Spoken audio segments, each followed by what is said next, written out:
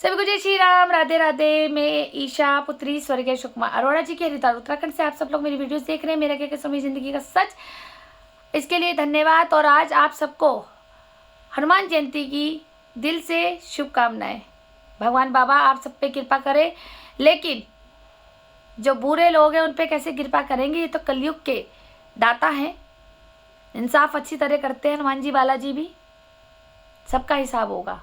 चलिए, आज मैं आपको ये बताना चाह रही थी, आप मेरी वीडियो देख रहे थे मेरे क्या कसम मेरी जिंदगी का सच पार्ट 126 में आपने सुना था कि मुकेश सारस्वत जी ने मेरे साथ करा फ्रॉड, कि जो महिलाओं के नाम हटा दिए गए थे और दीप तिवारी और इन सबको आगे कर दिया था, जिसके एविडेंस प्रूफ जो मेरे को जज को दिखाने थे वही इन्होंने मेन मुद्दा काट दिया था, जिसमें मैंने अपने एविडेंस 60 पेज के बनाए थे और इन्होंने बनाए मेरा 1.5 पेज का। आखिर क्यों? और जब मेरा 60 पेज का पीडीएफ था, जब इन्होंने परिवाद छोटा बनाना था, तो इन्होंने मेरे से 10-12 पेज पर क्यों साइन लिए? इन्होंने क्या करा मुकेश सारस्वत जी ने? आप भी ध्यान से सुनिए, कहीं आपके साथ तो ऐसी फ्रॉडगिरी नहीं हुई। इन्होंने क्या किया कि मेरे से 10-12 पेज पर मुकेश सारस्वत जी ने ब्लैंक पेपर, बड़े से ब्लैंक पेपर जो होते हैं जो फोटोस्टेट के, उसमें नीचे साइन करा लिए थे, ये कह करके कि अभी टाइपराइटर आज आया नहीं है और अभी लाइट भी नहीं आ रही है, तो आपने अपना बयान मुझे रफ में लिखवा दिया है, तो मैं इसको रीड करके इसमें से इंपॉर्टेंट लाइन निकाल करके उसमें से मैं टाइप करा लूँगा और एक कॉपी आपको दे दूंगा। बाकी सारी नकल इधर उधर जमा होगी। हमें कोर्ट के बारे में कोई सूचना नहीं थी, हमें ये नहीं पता था कि कितने पेपर अंदर लगते हैं। हमने तो एक वकील पे विश्वास किया और मैंने 10-12 पेजों पे ब्लैंक पेपर पे साइन कर दिए थे कि ये पीडीएफ छपेगा। अच्छा, मुझे भी ये लगा था कि ये पीडीएफ लंबा है तो 5-6 पेज तो लगेंगे ही, और इन्होंने कहाँ कहाँ पहुँचाने हैं कोई जानकारी इन्होंने मुझे सच्ची जानकारी नहीं दी और ये बोल दिया कि तो 10-12 जगह कोर्ट में अंदर जमा होते हैं, तो आपको ये पेपर साइन करने पड़ेंगे। मैंने ब्लैंक पेपर पे साइन कर दिए थे और वो उसका करा इन्होंने मिसयूज। जब इन्होंने अगले दिन पीडीएफ छपवाया, वो पीडीएफ इन्होंने मुझे दिखाया तो वो 1.5 पेज का था। जब मेरा ये सवाल उठा था कि महिलाओं के नाम क्यों काट दिए गए और पूरा जो मेरे साथ हुआ है वो क्यों नहीं डाला गया, तो इन्होंने मुझसे करी बहस और मेरे को ऊंची आवाज़ में धमकाने की, डराने की मंशा से इन्होंने मुझे कहा कि मैडम क्या सारी चीज़ क्या मैं इसी पे लिख दूंगा, क्या मेरे लिए एक कोई सीक्रेट तो रखो। जब आपके वकील दूसरे वकील से, सामने वाले वकील से जीरा होगी, बहस होएगी, तो उस वक्त मैं आपकी बातें जो छुपी हुई राज है वो मैं सारे खोलूंगा, तब मैं मौके पे चौका मारूंगा दूसरे वाले वकील का मुंह बंद करने के लिए। और जहां ये मुकेश सारस्वत जी का चैम्बर है, वहीं एडवोकेट वीरेंद्र तिवारी जी भी है, वहीं पर हमारे मोहल्ले का सुनील शर्मा भी है, वहीं पर ही ये निर्दोष मुंबई जी ही है। ये सब इनकी ग्रुप ऑफ गैंग थी और जिसमें इन्वॉल्वमेंट विदित पार्षद का भी है। ये विदित पार्षद वार्ड 1 के पता नहीं वार्ड 2 है ये राजकुमार जी का, इनके ये पार्षद है और ये हमारे दामाद बनना चाह रहे थे। हमारी बहन की जिंदगी बर्बाद इन्होंने करी, 3-4 साल तक उसका टाइम बर्बाद करा, धोखा दिया, ये कह करके कि मैं तुझसे शादी करूँगा। क्या थी मंशा? फिर जब शादी का रिश्ता मैं लेके गई तो इसने मुझे कर दिया मना। क्या मेरी मान प्रतिष्ठा को खराब करनी थी इस लड़के को, या हमारे पिताजी की या अरोड़ा फैमिली की मान प्रतिष्ठा को दाग लगाना था? विदित शर्मा जैसा तो परिवार में लड़का हमारे परिवार में भी नहीं पैदा हुआ। माँ बाप इतने अच्छे, इतने सिंसियर, पर देखो संस्कार इसके पार्षद के हमारे। तो इसने शिवनगर से जाकर के वहां लड़की फंसाई, किसके कहने पे? पुष्पेंद्र का। ये काफी अच्छा मित्र था पुष्पेंद्र शर्मा का, और ये हमारी बहन को जरा डालता था प्यार के दौरे, इलू इलू होता था इनमें, और नरेंद्र नगर जाकर के ये घूमते थे। बीमार माँ को ये छोड़ के जाती थी और जब माँ हल्ला मचाती थी तो उसका मुंह बंद करने के लिए दिया जाता था मेरी माँ को ड्रग्स। मुझे ये सूचना ना मिल जाए, मुझे टाइम पे मैं अपनी मम्मी को हॉस्पिटल ना ले जाऊं, मैं अपनी मम्मी को ठीक ना करा दूं, मुझे मम्मी की टेस्ट की जानकारी हो जाएगी तो मुझे पता लग जाएगा, तो मेरा कराया गया आना बंद पिताजी की संपत्ति पर। और ये इलू इलू चल रहा था। 2-3 बार जब मेरी मम्मी मुझे मार्केट में मिली तो मेरी मम्मी ने सूचना मेरे कान में डाली कि लड़की रात को 11-11 बजे आती है, किसी लड़के से बात करती है फ़ोन पे किचन में, मुझे टाइम से खाना नहीं देती है। मुझे अपनी मम्मी पे विश्वास नहीं होता था उस वक्त। क्यों? मैं कह रही यार, मेरी मम्मी को तो रोने की आदत है, मेरी मम्मी को रोने की आदत है। पापा को भी इतना परेशान किया था इसने और मुझे भी किया था। मैंने कहा ये ऐसे गुस्से में बोलती रहती है, कोई बात नहीं है तो माँ। मैं कहा कोई नहीं, आप अपना बना लो। लेकिन मेरी मम्मी ने के उस वक्त जो कंडीशन दिख रही थी, वो अपना थैला भी नहीं पकड़ पा रही थी। वो मुझे मार्केट में कभी कभी मिलती थी, मैं अपने पति के साथ कभी माया देवी जा रही हूँ, कभी बिल्केश्वर महादेव जाती थी, तो मेरी मम्मी मुझे रोड पे दिखती थी। कभी वो कुछ अपने काम से आ रही जा रही होती थी, तो वो उन्होंने मुझे सूचना डाली कि हिमानी घर पे नहीं रहती है, सारा दिन किसी लड़के से पूरी पूरी रात लगी रहती है। जब पता लगा मुझे कि ये विदित शर्मा है, ये कहाँ से पता चला था? ये पता चला था मेरी सास के द्वारा, रूमा बेरी जी के द्वारा, कि शिवनगर का गंगा डेयरी वाला लड़के ने तेरी बहन को फंसा रखा है, ठीक है। और तेरी माँ जो आजकल चुप चुप रहती है ना, तो पता कर ले तेरी माँ को कोई नशा देते हैं।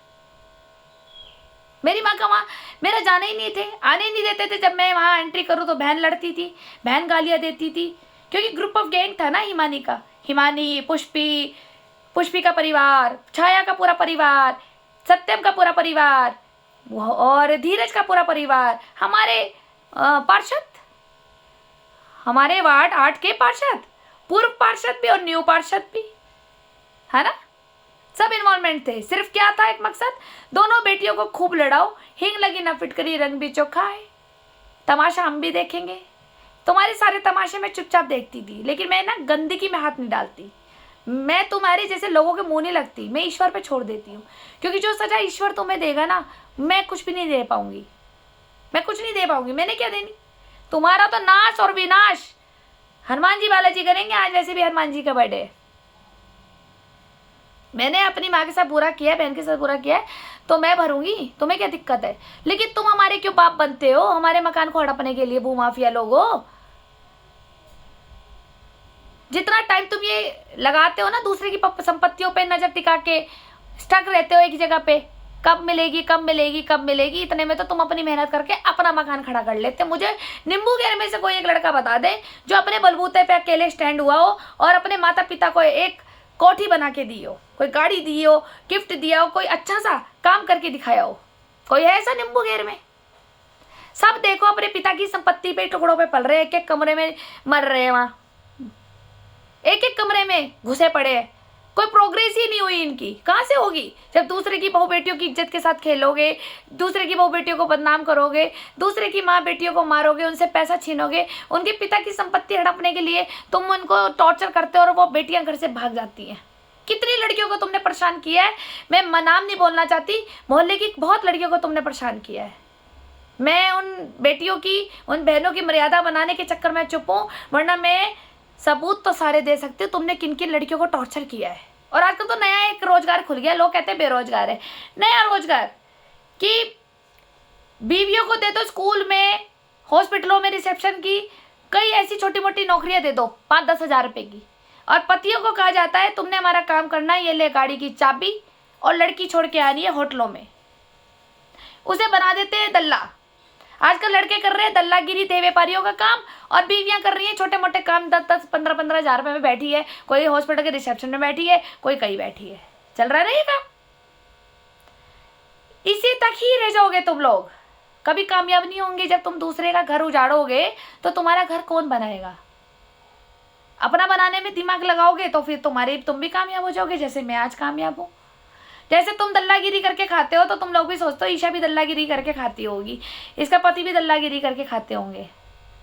तुम लोग ना मेरी चप्पल के बराबर भी नहीं हो, समझ में आ गई? और कोई मोहल्ले का एक लड़का कह दे कि हाँ मैंने अपनी मेहनत से एक अच्छा मकान बनाया और उसमें मैंने अपने पिताजी को और अपनी माता को शिफ्ट किया हो। मैं नई पीढ़ियों से कह रही हूँ, 2-4 मोहल्ले में अच्छे लोग भी हैं जिन्होंने बहुत कामयाबी हुए हैं, वो थोड़े बुजुर्ग हो गए अब, लेकिन मैं नई पीढ़ियों से कह रही हूँ जो मेरी उम्र के हैं ये लड़के, इन्हें करना ही क्या आता है? किसी को कोई ड्रग्स बेच रहा हुआ, कोई शराब बेच रहा, कोई लड़की बेच रहा। छाया तो पूरा लव जिहाद कर रही है, पुष्पी भी शामिल है इसमें, पूरा लव जिहाद का काम है। छाया को मैं पहले छाया आंटी बोलती थी, पर इसको ना मेरी इज्जत हजम नहीं हुई, अब छाया ही बोलनी पड़ेगी। अपनी गंदी छाया जो डालती रहती है सब पे, बहुत गंदे गंदे काम सिखाती है लड़कियों को, क्योंकि मैं भी तेरी सोसाइटी में बैठी थी, पर कहाँ तेरे नियम नहीं न माने छाया जी, ठीक है ना? जैसे तो गंदे गंदे चीज़ें सिखाती है लड़कियों को, मैं बोलना नहीं चाहती। और वही तू काम करती है, लड़कियों को बेचती है, लव जिहादते लड़कों को लगाती है, मुसलमान भाइयों को लगाती है पीछे, यही तो काम करती है। तो देखो पैसा मिलता है।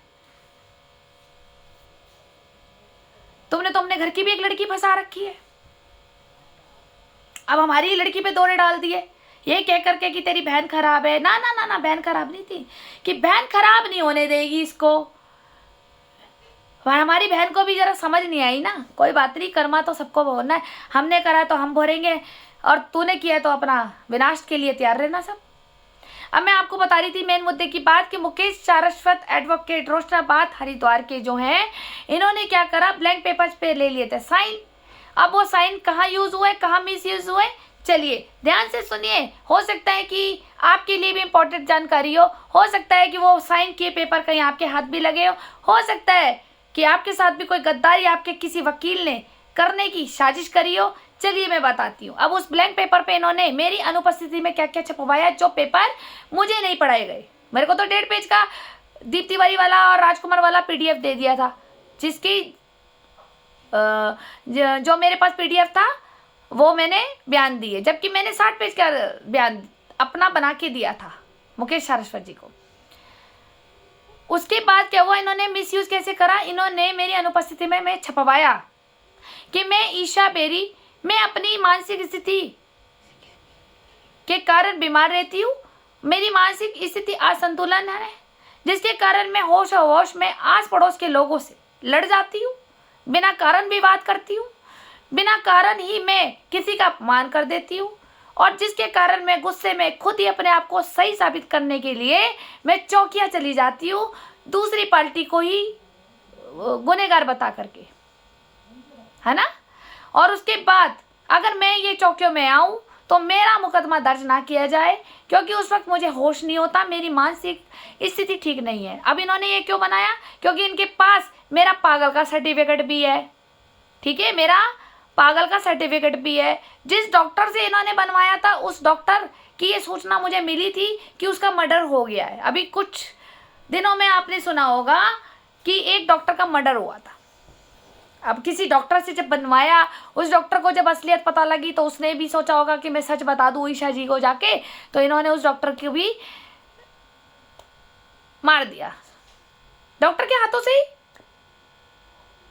तो ये काम करते हैं, ठीक है। मेरा मृत्यु प्रमाण पत्र बना तो नगर निगम में चोरी हो गई लैपटॉप इनकी, और वही चोरी हुई। चोरों को भी यही पता था अलमारी खोलनी है और वहां जाकर कि जिसमें वो जो मृत्यु और जन्मदाता, मृत्यु प्रमाण पत्र का और जन्मदाता जो होता है, जो सर्टिफिकेट बनते हैं, वही वाला चुराना है, बाकी और कोई नहीं चुराना है। जिसमें बहुत सारे डाटास होते हैं बिजली विभाग के, वो और कोई नहीं चुराना। साजिश प्लानिंग थी, सबूत बिटा रहे हैं अब, ठीक है। मेरे नीचे पेपर पे साइन ले लिए ब्लैंक पे, और अब ये सब लिखवा दिया गया कि मेरी मानसिक स्थिति ठीक नहीं है। उसका भी एविडेंस बनाया हॉस्पिटल के द्वारा, जिसके कारण मेरी भी पुलिस सुनवाई नहीं करती थी। उनको ये लगता था शायद ये मानसिक तौर पे बीमार है, ये इसलिए आ जाती है। वो पेपर सारी चौकियों में पहले दे चुके थे ये लोग। और फिर ये तक एक पेपर और बना रखा है कि मैंने गुस्से में दीप तिवारी और राजकुमार के लिए केस और मुकदमा दर्ज तो कोर्ट में कर दिया, लेकिन मैं इस केस को खारिज करना चाहूंगी क्योंकि मैं आ नहीं सकती हूँ।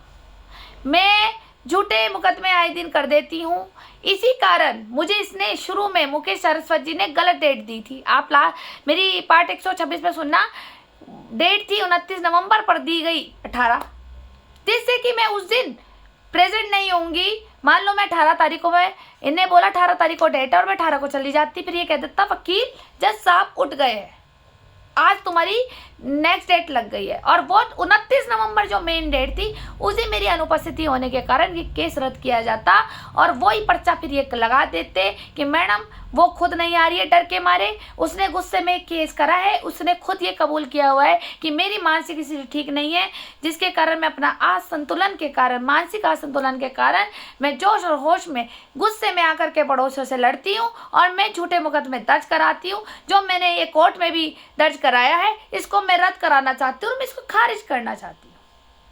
तो 29 नवंबर को ये कैंसिल हो जाता, लेकिन मैं 29 नवंबर को जब मैंने कोर्ट के द्वारा वो डेट निकलवाई थी, आप लोग भी निकाल सकते हैं, ध्यान रखिए कहीं आपके साथ तो नहीं गलत हो रहा। तो मैं उसी डेट पे मौजूद हुई और उसी दिन मेरा पहला बयान जज के सामने हो गया था।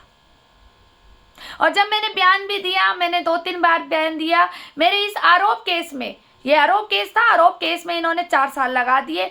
कभी हमारी तरफ से काम नहीं हुआ तो कभी सामने वाली पार्टी नहीं आई, कभी दीप तिवारी नहीं आया, कभी राजकुमार नहीं आया, कभी इनका वकील नहीं आया, कभी वकील जीरा नहीं ले रहा, कभी जज छुट्टी पे। ये खेल मेरे साथ खेलते चले गए। और जैसा खेल अब तुम लोग मेरे साथ खेल रहे हो ना, तो तुम्हारी भी कोर्ट ऊपर खुली है। ऊपर वाले का तो इंसाफ, CCTV कैमरा उनका कभी बंद नहीं होता और बड़ा जबरदस्त लगा रखा भगवान ने।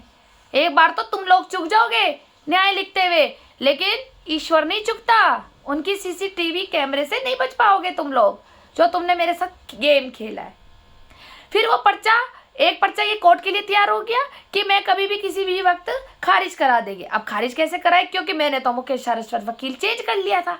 जो मेरे वर्तमान में जो वकील साहब है वो है मिस्टर श्रीमान जी, हमारे राजेंद्र लोधी जी। अब देखो ये क्या न्याय दिलाते हैं, अभी देखते हैं ये भी क्या न्याय दिलाते हैं। अब तो न्याय से भी डर लग रहा है। अब तो ऊपर वाले की न्याय पे विश्वास रहता है, जो करेगा वो भोएगा। वो मैं तो सीधा कहती हूँ, नियति भेद नहीं करती, जो बोएगा वो काटेगा, कोई भी हो, चाहे मैं ही क्यों ना। फिर दूसरी जगह इन्होंने और पेपर कहाँ यूज़ करा है मुकेश सारस्वत जी ने, कि इनके साथ इन्वॉल्वमेंट है बेरी परिवार का, पुष्पी जैसे लोग और हमारे विदित भाई पार्षद वीरेंद्र तिवारी जी, ये सब पूरा ग्रुप ऑफ गैंग है इनके साथ, जो इन्होंने मेरा ये पेपर लगाया गया अखाड़े के पास कि मेरी मानसिक स्थिति ठीक नहीं है और मैं बीमार रहती हूँ, जिसके कारण मेरे को पैसे की अर्जेंट ज़रूरत है और मैं इस मकान को अखाड़े को बेच रही हूँ। जिसको भी बेच रहा हूँ, अगर नाम बदल देते तो वो फंसेगा। मैं इसको दे रही हूँ, मैंने अखाड़े से पैसा पकड़ लिया है, ये संपत्ति मैंने पिताजी की बेच दी है और उसका पैसा लेकर के मैंने कुछ अपना इलाज कराया और कुछ मैंने देहरादून में अपना मकान बनाया है, जिसकी शंका मेरी दादी शांति अरोड़ा को भी है और मेरी बहन हिमानी अरोड़ा को भी है। ये डिस्कस नहीं कर रहे हैं सामने आकर, बस बैठे हुए ख्वाबों में बैठे हुए कि ये नहीं सोचते कि इसके आगे हम डिस्कस कर ले। पर नहीं, जो पर्चा दादी को दिखा दिया, बुआ को दिखा दिया, हिमानी को दिखा दिया, इन्होंने वही क्लियर कर दिया, यही सच है। ये पर्चा भी हो गया क्योंकि मेरे से किराया नहीं लिया गया, मुख्तार जी ने मेरे से किराया नहीं लिया, मेरे को मकान बनाने की परमिशन नहीं दी, जिसमें कि वो मकान गिर रहा है और खतरनाक हादसा होगा उस मकान में, क्योंकि जब मेरी छत गिरेगी तो पता नहीं कितने आस पड़ोस के भी गिरेंगे मकान। तो भुगतना, जब तुम मुझे बनाने नहीं दे रहे हो तो भुगतोगे तुम लोग, ठीक।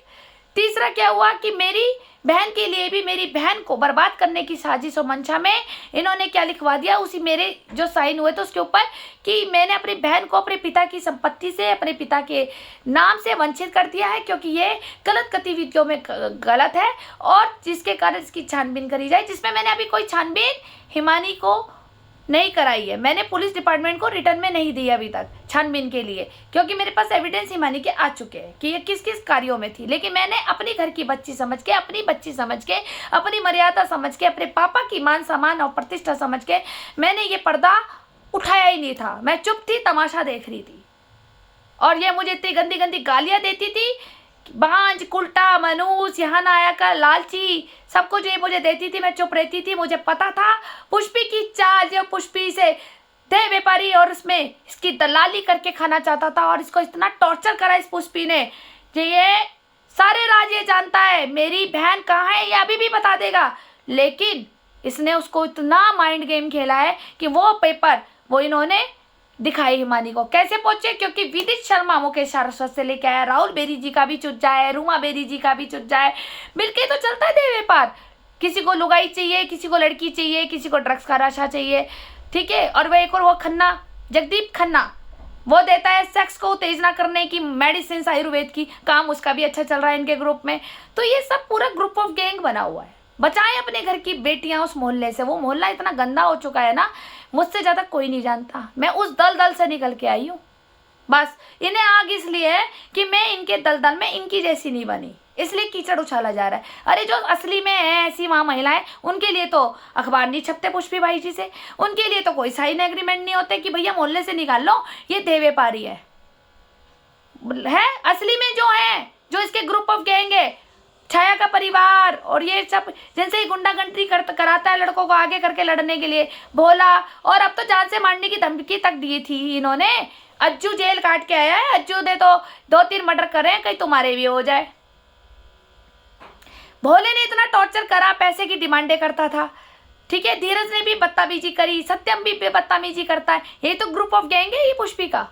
और वहाँ के हमारे पूर्व पार्षद और हमारे नए पार्षद, साथ में पालीवाल धर्मशाला, पूरा इनका इन्वॉल्वमेंट है। राहुल बेरी, ये सब का एक लड़की की जिंदगी बर्बाद करी एक प्रॉपर्टी को खाने के लिए। मेरे साइन कैसे लिए गए, कैसे विदित को लगाया पुष्पी ने और इन सब ने मिलके, फिर वही विदित वो पर्चे लेके आया जिसमें मैंने साइन कर दिए थे मुकेश सारस्वत जी से, ठीक है। मुकेश सारस्वत जी ने सारा मैटर एक लालच में करा, ये दबाव में करा, ये जानते होंगे। इनकी मंशा ये जानते हैं या इनके परम पिता परमेश्वर जानते हैं, भुगतना सबको है। मेरे साइन मिसयूज हुए, मेरी बहन के बीच में मनमुटाव डालने के लिए मैंने कोई अपनी बहन के लिए कोई ऐसी कार्रवाई अभी कराई नहीं। अगर मैं गलत हूँ, मैं कह रही हूँ पूरा मोती बाजार मुझे बुलाए, मेरी बहन को भी बुलाए, हम बीच चौराहे में बैठेंगे और मीडिया भी लगाए, हम दोनों सामने बैठ के बात करेंगे। बता मेरी क्या गलती और मैंने क्या गलती करी, किसका अधिकार मैंने खा लिया। अगर मैंने हिमानी के पैसे खा लिए थे, मैंने सारा अधिकार मैंने खा लिया, मैंने मकान बेच करके हिमानी को वंचित करा है, तो मेरे सामने आ जाए। जो सरकार मुझे दंड देगी मैं तैयार हूँ, भले मुझे अपने गंगा विहार का मकान अपनी बहन हिमानी अरोड़ा के नाम करना पड़े।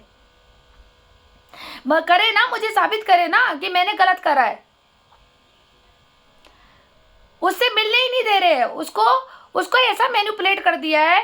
अगर सरकार सुन रही है तो मैं कह रही हूँ आप जांच करें हिमानी अरोड़ा की, बेरी परिवार की, पुष्पी के परिवार की, छाया का परिवार, भोला का परिवार, ठीक है, किस तरह से है। और भोला क्या करता है, चोरी डकैती का तो काम है, इनका परिवार तो छाने आप। और ये पुष्पी महाराज जो किसी पे भी अपने ग्रुप ऑफ गैंग, इन्हीं की जैसे जो लड़के हैं हमारा गंदे देह व्यापारी, उन्हीं से साइन करा के पुलिस को ही पेश कर देता है कि मोहल्ले की बेकार लड़कियां हैं, ठीक है। अब आप सोचिए, यही पर्चे या खड़े में लगा देते हैं। और पुष्पी ने मेरी मम्मी को बहुत मारा है, मेरी मम्मी से पैसे भी लिए, मेरी मम्मी को ब्लैकमेल भी करता था, और मेरी मम्मी के पेट तक लीवर फेल हुआ है मेरी मम्मी का, तो मेरी मम्मी को ड्रग्स दिया जाता था। कौन था ये? पुष्पी, विदित। बहुत विदित भाई जी ने तो बहुत मोमोज खिलाए हैं मेरी बहन को, जिसपे वो मोमोज घर तक तो आते थे, मेरी मम्मी को बड़े खिलाए जाते थे वो मोमोज। और उसी मोमोज के अंदर वो क्या पता ड्रग्स हो, जो मेरी माँ मर गई और आरोप मेरे ऊपर लगा दिया मेरे पति पे कि हमने मर्डर किया अपनी माँ का।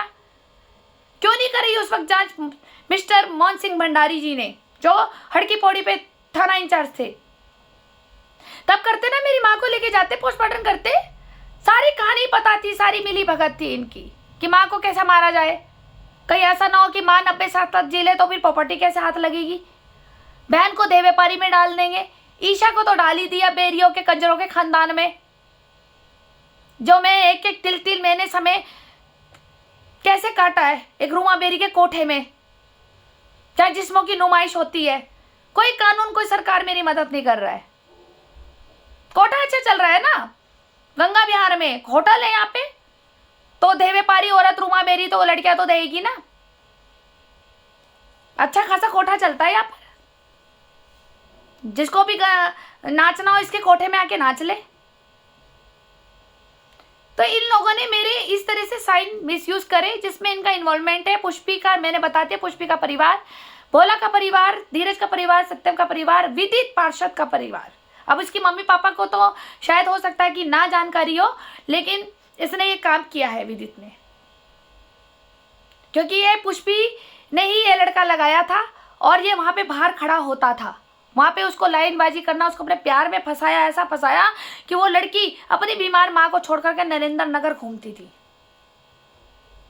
और मेरी मम्मी तो इतनी आग बबूली थी, वो तो मेरे को ढूंढते ढूंढते मेरी फ्रेंड के घर हड़की पौड़ी आ जाती थी, बद्री बाबले आ जाती थी और गंदी गंदी गालियों से बोलती थी घर चल ले, घर चल ले। हिमानी को वो ढूंढ ना पाए तो मेरी माँ को दिया जाता था नशा, ड्रग्स, ताकि वो खा ले और वो पड़ी रहे बिस्तर पे, वो इसे ही ना ढूंढने जाए और ये कहीं भी मस्ती मटर गस्ती करके 10-11 बजे रात को आए और अपनी माँ को रोटी दे। मेरी माँ मुझे सब चीज़ बता के गई है। आज हनुमान जी का दिन है, मैं आज इसलिए आपके बीच में सच डाल रही हूँ।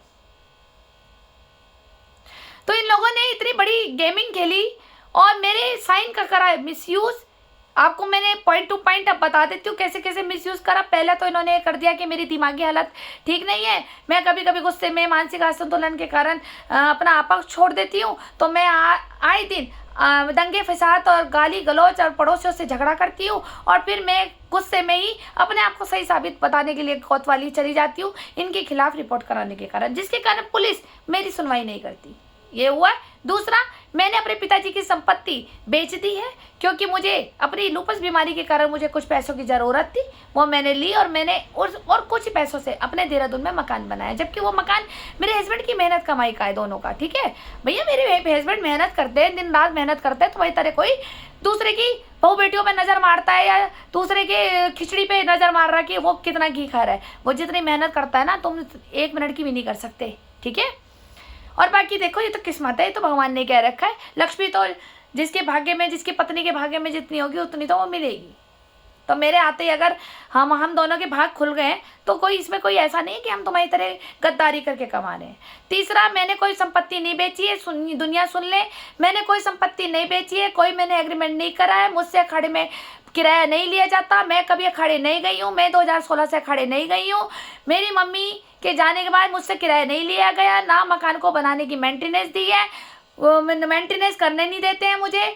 इन्होंने सब कुछ खेल अपनी तरफ से खेला है, मेरा कोई भी इन्वॉल्वमेंट नहीं है। मैंने कोई भी प्रॉपर्टी के लिए साइन नहीं करा, ना मैंने कोई हिमानी को वंचित करा, ना मैंने कोई अरोड़ा फैमिली से कोई कॉन्टेक्ट तोड़े, मैंने कोई ऐसा एग्रीमेंट नहीं करा है, ना मैंने अखबार में करा, ना मैंने कोर्ट में करा। सिर्फ मेरी बहन को ज़िंदगी बर्बाद करने के चक्कर में हम दोनों बहनें एक ना हो जाए, तो इसलिए मेरे किए हुए साइन के द्वारा जो मैटर ऊपर छपाया वो हिमानी तक पहुंचा दिया गया था कि इनने मेरा मकान बेच दिया है, तू इस घर से निकल जा, तेरे को तो बहिष्कार कर दिया है और तू घर से खाली हो। मेरी बहन गायब है, मेरी बहन उस घर में नहीं रहती है, और मेरी बहन को ब्लैकमेल किया जाता है। उसकी निजी वीडियो बनी हुई है जो उसकी पुलिस भी उसकी मदद नहीं कर रही है। मैं अपनी बहन से आज भी कह रही हूँ, तो जहाँ भी है वापस आ जा, मैं तेरी मदद करूंगी। मैं देखती हूँ कौन है तेरे साथ, कौन माफिया बदमाश। तू मत डर, मत डर, तेरे को डराएंगे, तेरी बहन को मार देंगे, गोली मार देंगे, तुझे काट के मार देंगे, तुझे धक्का दे देंगे, मत डर। अपने पिता का सम्मान के लिए अगर तू जिंदा है, तो अगर तू अपने पिता का सम्मान लाना चाहती है तो वापस आ जा, मुझे बता हुआ क्या है, मैं तेरी मदद करूंगी। तू जिस दलदल से फंसी हुई है ना, वहां से निकल नहीं सकती कभी। ये तुझे टॉर्चर करेंगे तुझे पूरी जिंदगी, और जब तू बुढ़ी हो जाएगी, तू किसी बीमारी से ग्रसित हो जाएगी, तो तुझे उठा के फेंक देंगे ये। ठीक है, तू किसी भी कौम में हो, तू मुसलमान भाई के साथ हो, राहुल बेरी के साथ हो, उस दल्ले दे व्यापारी राहुल बेरी के साथ हो, रूमा बेरी के कोठे में हो, तू पुष्पी के साथ हो, कहीं भी हो, तू कैसे भी हो, मुझे कोई दिक्कत नहीं है, मैं तेरी मदद करूंगी। तू वापिस आ। अगर तू अपने पापा से प्यार करती है, अपने पापा के सम्मान के लिए तू जीना चाहती है, तेरे पापा ने भी तेरे लिए सम्मान ही बनाया था। उस पापा ने तेरे लिए सम्मान बनाने के लिए हमारी पागल माँ को बर्दाश्त किया था, नहीं तो वो भी अपनी दूसरी बीवी रख सकता था हमें छोड़ के, लेकिन वो हमें पालने के चक्कर में, हमारा को प्यार पोषण करने के चक्कर में उन्होंने अपनी ज़िंदगी बर्बाद करी है। उनके सम्मान के साथ मत खेल मानी, वरना वो तुझे जीने नहीं देंगे। मैं तुझे आज भी कह रही हूँ, मैं रहूँ ना रहूँ, तो बर्बाद हो जाएगी उन्हीं के बद्दुआओं से। कहते हैं ना, पितर अपने पे आ जाए तो विनाश कर देते हैं, तो ध्यान रखना, सबका तो होगा जिन्होंने तेरी जिंदगी बर्बाद करी। तेरे को झूठा बोल बोल के सब बर्बाद कर दिया इन्होंने।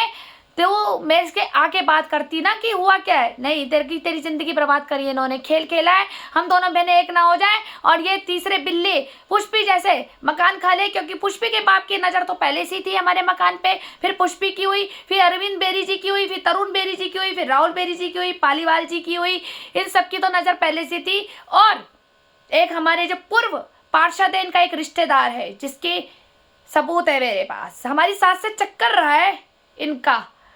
ठीक है, वो भी इन पे नज़र थी, और उनके बेटे का अखाड़े में आना जाना बड़ा अच्छा मजबूती से है। बड़ी सिफारिश और बड़े पहुंच लगाई जा रही है हमारे मकान को हड़पने की। अरे किसी का अधिकार खा करके अगर तुम सुखी हो तो मुझे दिखाना, मैं भी ऋषि मुनियों के पुराण बदल दूंगी, और मैं खुद अपनी कलम से लिख के जाऊंगी कि जो दूसरे का अधिकार खाता है वो सुखी होता है। ठीक है, मेरी कोई किसी को जानकारी लेनी हो तो मुझसे आके मिल सकता है। मैं गंगा विहार कॉलोनी में रहती हूँ। मैं एक प्रूफ दूंगी, मेरे साथ ये सब हुआ है। मैंने कोई एग्रीमेंट नहीं करा, ना पिता का मकान बेचा है, ना मैंने कोई एग्रीमेंट करा है, ना मैंने कोई पैसे पकड़े, ना मैंने अपनी बहन को संपत्ति से बहिष्कार किया, ना मैंने उसको अपने पिता की नाम से हटाया है। मैंने कोई ऐसे नहीं करा। वो मेरी बच्ची थी, मेरे घर की एक इज्जत है, मेरे घर की प्यारी सबसे छोटी बच्ची है वो। उसकी ज़िंदगी बर्बाद करने के लिए पुष्पी का सबसे बड़ा रोल रहा है। इनकी नज़र शुरू से ही थी, पहले इसकी पिता की हमारे ऊपर थी, अब इसकी पुष्पी की इसी पे रही। ये इसी पे ही स्टक रहे इस मकान को खाने के लिए। और ये भोला के परिवार ने तो इतना जीना आराम कर रखा है, इन्होंने तो इतना टॉर्चर कर रखा है अज्जू के नाम से।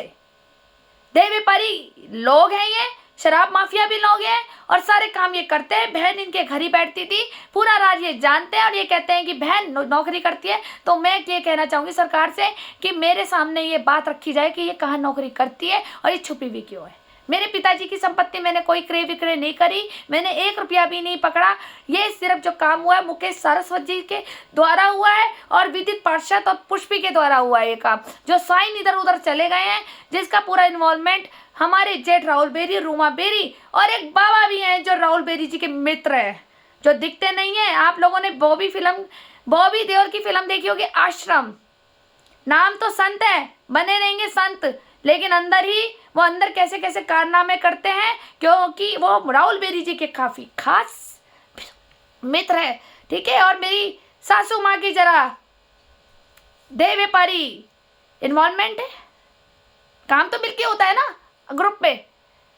तो मेरी जिंदगी और मेरी बहन की जिंदगी बर्बाद करने में उस मोहल्ले में तो सबसे बड़ा ही हमारा पुष्पी का रोल है और किसी का नहीं होगा। और एक गगन रोहिला, जो गगन रोहिला ने हिमानी को मैनिपुलेट करके अपने इसको भी खराब किया है, क्योंकि गगन रोहिला को इसलिए पटाया जा रहा था क्योंकि इनके पापा शमशान घाट पे वो पर्ची काटते थे। तो पर्ची में भी तो नाम बदलना था ना, कि नाम हटाया जाए बेटियों का। हो सकता है कि हमारी बई जो मौजूद राम भैया के पास है, क्या पता वहाँ पे भी हमारी बई हटा दी गई हो, हमारे नाम हटा दिए गए हो, कुछ नहीं पता। क्योंकि कोर्ट वहीं से वारिस ढूंढती है, क्योंकि जिसपे पिता की पर्ची पे नाम मेरा है और मम्मी की दाह संस्कार पे नाम हिमानी का है।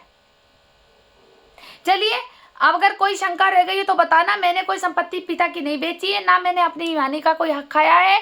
इस लड़की से सारे पैसे ले लिए हैं। पुष्पी ने मेरे मम्मी से भी पैसे लिए हैं। हमारा ये भोला जो है पूरा परिवार, ये अज्जू सत्यम ने भी मेरी मम्मी से पैसे लिए हैं और एक हमारा रिश्तेदार एडवोकेट नरेश जोशी ने भी पैसे लिए हैं, क्योंकि मेरी मम्मी मुझे बहुत कुछ बता गई और हमारे घर की एक एक सूचना पल्लव देता था। पल्लव जो नुक्कड़ पे मानसरोवर पे दुकान है, ये एडवोकेट नरेश जोशी का बेस्ट फ्रेंड है और झूठी झूठी अफवाह फैला करके ये नरेश जोशी तक पहुंचाता था और नरेश जोशी हमारी किरण मौसी तक पहुंचाता था। तो चैन पूरी चली है। ग्रुप ऑफ गैंग किसी को कामयाब होते ये देख नहीं सकते ये लोग, क्योंकि खुद में दम नहीं है आगे बढ़ने का, तो सोचते हैं दूसरे की टांग पकड़ के बैठ जाओ। अरे उनके साथ तुम भी तो अपनी जिंदगी को बर्बाद कर रहे हो, वहीं स्टक हो गए, आगे बढ़ ही नहीं सके। और मैं सिर्फ आगे बढ़ना जानती हूँ, मुझे दुनिया से मतलब नहीं है, मुझे अपने से मतलब है बस।